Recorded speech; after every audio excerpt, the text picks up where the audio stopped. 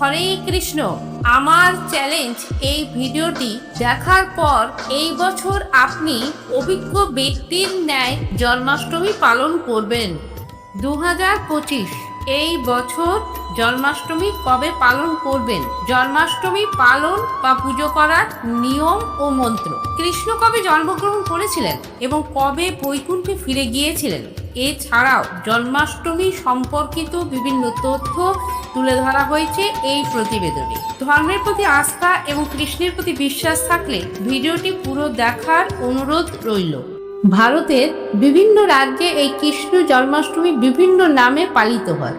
কৃষ্ণাষ্টমী, সাতম আথম, গোকুলাষ্টমী, অষ্টমী রোহিণী, শ্রীকৃষ্ণ জয়ন্তী, শ্রী জয়ন্তী, জন্মাষ্টমী।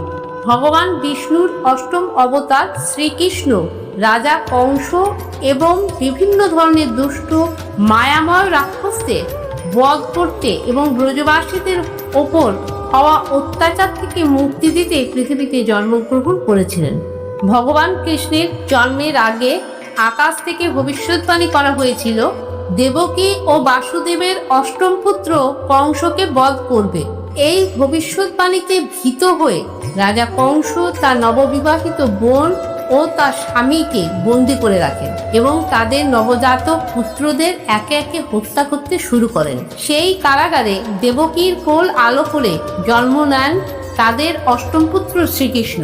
বাসুদেব লুকিয়ে কৃষ্ণকে রেখে আসেন যশোদা এবং নন্দর কাছে। কৃষ্ণ মথুরার এক ছোট্ট গ্রামে তার পালিত পিতামাতা যশোদা এবং নন্দর কাছে লালিত পালিত হতে থাকেন। হিন্দু পঞ্জিকা অনুসারে ভাদ্র মাসের কৃষ্ণপক্ষের অষ্টমী তিথির মধ্যরাতে ভগবান কৃষ্ণের জন্ম হয়েছিল। সেই সময় রোহিণী নক্ষত্র বিরাট ছিল। হিন্দুরা এই দিনটিকে জন্মাষ্টমী বা ভগবান কৃষ্ণের জন্মবার্ষিকী হিসেবে পালন করে। এই বছর ভগবান শ্রীকৃষ্ণের 5252তম জন্মবার্ষিকী। 2025-এর জন্মাষ্টমী তিথি শুরু হচ্ছে 15ই আগস্ট রাত 11:49 এবং শেষ হবে 16ই আগস্ট 9:34। রোহিণী নক্ষত্রে শুরু হচ্ছে 17ই আগস্ট 4:38 সকালে আর সমাপ্তি ঘটবে 18ই আগস্ট 3:17। হিন্দু ধর্মগ্রন্থে বর্ণিত 4টি চক্রাকার যুগের মধ্যে দ্বাপর যুগে ভগবান শ্রীকৃষ্ণের জন্ম হয়েছিল। শাস্ত্রের বিবরণ এবং জ্যোতিষশাস্ত্রের গণনা অনুসারে কৃষ্ণের জন্মের তারিখ 19 জুলাই 3228 খ্রিস্টপূর্বাব্দ এবং কৃষ্ণের দেহত্যাগের তারিখ মানে যখন ভগবান শ্রীকৃষ্ণ তার চিরস্থায়ী ধাম বৈকুণ্ঠে ফিরে গিয়েছিলেন সেটা হলো 18ই ফেব্রুয়ারি 3102 খ্রিস্টপূর্বাব্দ। কৃষ্ণের মৃত্যুর পর শুরু হয়েছিল বর্তমান যুগ, যা কলিযুগ নামে পরিচিত। ভগবান কৃষ্ণের জন্ম মথুরায় এবং বেড়ে ওঠেন গোকুলে। শ্রীকৃষ্ণ শৈশবকালে রাধা এবং অন্যান্য গোপীদের সাথে বৃন্দাবনে কাটিয়েছিলেন। এরপর শ্রীকৃষ্ণ দ্বারিকা নামক নগরীতে রাজত্ব করেন এবং সমগ্র জগতে দ্বারকাধীশ নামে বিখ্যাত হয়ে ওঠেন। পরবর্তীতে কৃষ্ণ মহাভারতের ঘটনাবলীতে অংশগ্রহণ করেছিলেন এবং ভগবান কৃষ্ণের অংশগ্রহণে মহাভারতের যুদ্ধ এবং এর পরিণতির উপরে গভীর প্রভাব ফেলেছিল।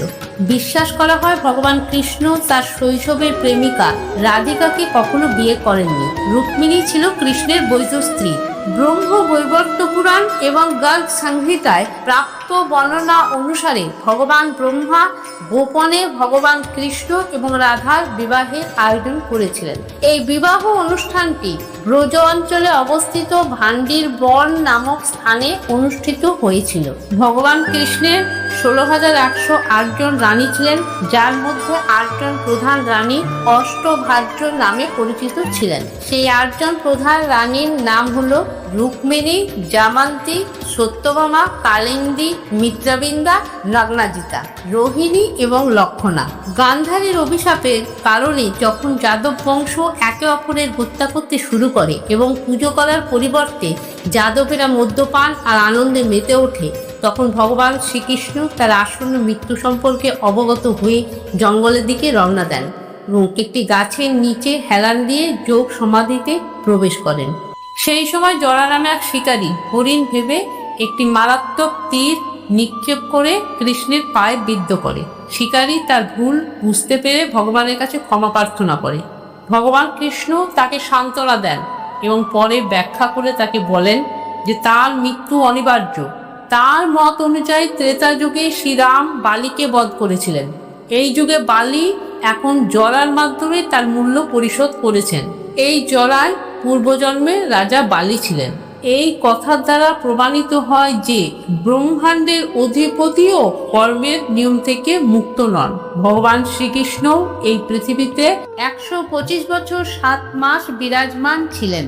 ভগবান কৃষ্ণ বেশি গোপাল রূপে এবং ত্রিভাঙ্গী রূপে পূজিত হন। ত্রিভাঙ্গী হলো যেখানে তিনি এক পা অন্য পা সামনে রেখে দাঁড়িয়ে আরামে বাঁশি বাজান। জন্মাষ্টমীর দিন খুব ভোরে উঠুন, পরিষ্কার হয়ে ঘরকে সাজান ফুল এবং অন্যান্য উপকরণ দিয়ে। সাজানোর সময় কীর্তন বা কৃষ্ণের নাম শ্রবণ করুন, নিজে বলুন, নিকটস্থ মন্দিরে যান এবং যতটা সম্ভব সেবা করুন। ঘরে মূর্তি থাকলে বা গোপাল থাকলে একটি থালার উপরে স্বস্তিক চিহ্ন এঁকে তার উপরে গোপালকে বসিয়ে দুধ, দই, ঘি, জল দিয়ে স্নান করান। গোপালকে সুগন্ধি লাগিয়ে নতুন বস্ত্র পরান। তারপর সুসজ্জিত স্থানে গোপালকে বা কৃষ্ণ ঠাকুরকে বসান।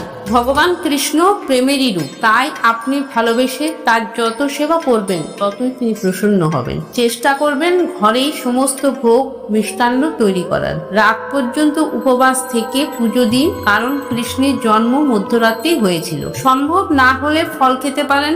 সমস্ত সময় কৃষ্ণের নাম জপ করুন বা শ্রবণ করুন। কৃষ্ণের পূজায় 21 রকম প্রধান মন্ত্র আছে। তাছাড়াও অনেক মন্ত্র আছে, সব বলতে গেলে ভিডিওটা লম্বা হয়ে যাবে, তাই 2-3টি প্রধান মন্ত্র তুলে ধরলাম। শ্রীকৃষ্ণ সামান্য মন্ত্র: ক্রিম কৃষ্ণায় নমঃ। বীজ মন্ত্র: ক্লিম কৃষ্ণায় নমঃ। দ্বাদশপুরী মন্ত্র: ওম নমো ভগবতে বাসুদেবায় নমঃ। শ্রীকৃষ্ণ গায়ত্রী মন্ত্র: ওম দেবকী নন্দনায় বিদ্যমহি বাসুদেবায় ধীমহি তন্ন কৃষ্ণ প্রচোদয়াৎ। কৃষ্ণ জন্মাষ্টমীর অঙ্গ পূজা মন্ত্র: ওম গোবিন্দায় নমঃ। আমি চরণের পূজা করি। ওম মাধবায় নমঃ। আমি উরুর পূজা করি। ওম মধুসূদনায় নমঃ। আমি কোমরের পূজা করি। ওম পদ্মনাভায় নমঃ। আমি নাভির পূজা করি। ওম ঋষিকেশায় নমঃ। আমি হৃদয়ের পূজা করি। ওম শঙ্কর্ষণায় নমঃ। আমি স্তনের পূজা করি। ওম বামনায় নমঃ। আমি অস্ত্রের পূজা করি। ওম দৈত্যসূদনায় নমঃ। আমি হাতের পূজা করি। ওম হরিকেশায় নমঃ। আমি গলার পূজা করি। ওম চারুমুখায় নমঃ। আমি মুখের পূজা করি। ওম ত্রিবিক্রমায় নমঃ। আমি নাকের পূজা করি। ওম পুণ্ডরীকাক্ষায় নমঃ। আমি চোখের পূজা করি। ওম নৃসিংহায় নমঃ। আমি কানের পূজা করি। ওম উপেন্দ্রায় নমঃ। আমি কপালের পূজা করি। ওম হরিয়ে নমঃ। আমি মাথার পূজা করি।